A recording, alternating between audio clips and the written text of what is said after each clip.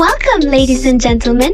My name is Rosalynne Dela Cruz, and for today's video, I am going to show you around Cebu City. I am going to show you some of the historical landmarks that are found in the island. So what makes Cebu City historical? Cebu Island is a large island in the Visayas region of the Philippines. It is known to be a fishing village before the Spaniards came, but became industrialized through the years. It is now one of the most developed provinces in the Philippines, with Cebu City as the center of commerce and industry.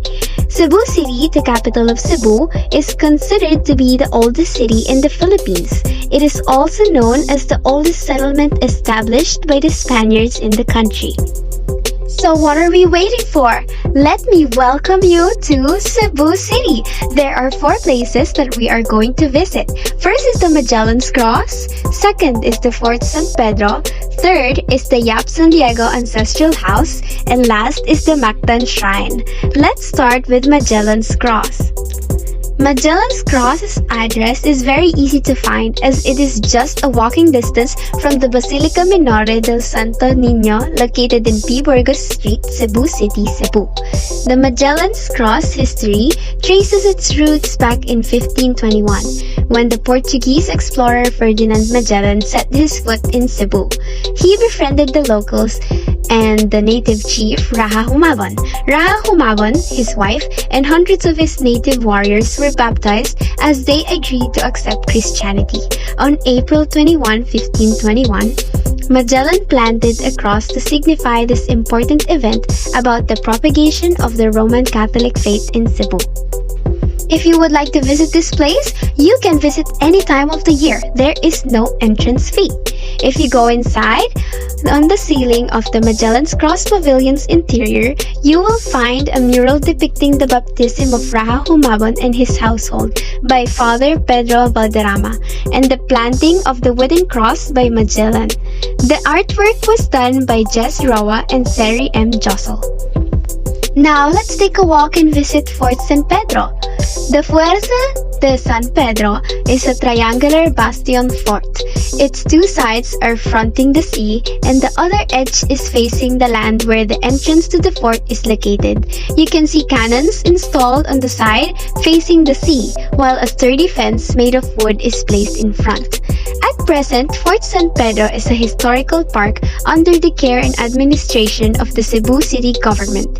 You can visit the museum inside the fort that holds several preserved Spanish artifacts such as paintings, sculptures, old photographs and items, and documents. The spacious lawn of the fort now serves as a perfect venue for occasions like weddings, birthdays, and others, but only with a permit from the designated personnel. Now that it's getting hotter outside, let's move to indoor landmarks. The Yap San Diego Ancestral House. The Yap San Diego Ancestral House in Parian, Cebu City is said to be the first Chinese house built outside of China. It was built during the country's Spanish colonial era, where the Chinese were required to live in the parians of a city. Cebu's Parian was founded in 1590 after the arrival of Chinese traders. Often referred as Balay nga Bato ug Kahoy by the locals, the ancestral house is constructed out of coral stones and wood.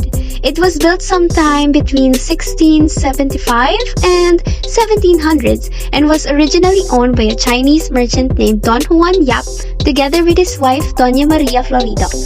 Presently, it is considered as one of the oldest existing residential structures in the country, and a proof the Parian district in Cebu City was a bustling barangay where houses are often designed with a second story.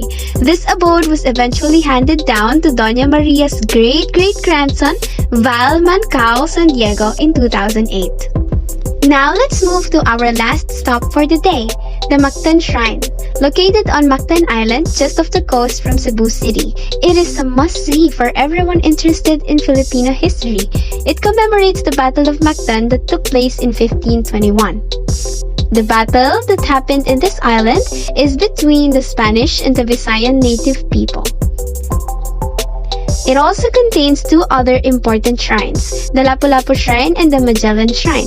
The Lapu-Lapu Shrine is a 20-meter high bronze statue of Lapu-Lapu, the Filipino warrior king who commanded the native forces in the Battle of Mactan in 1521 and killed their leader, the navigator Ferdinand Magellan. The Lapu-Lapu statue is said to be on the exact spot where the battle was fought and where Magellan was killed. The Magellan Monument was built in 1866 by the Spanish colonial rulers of the Philippines.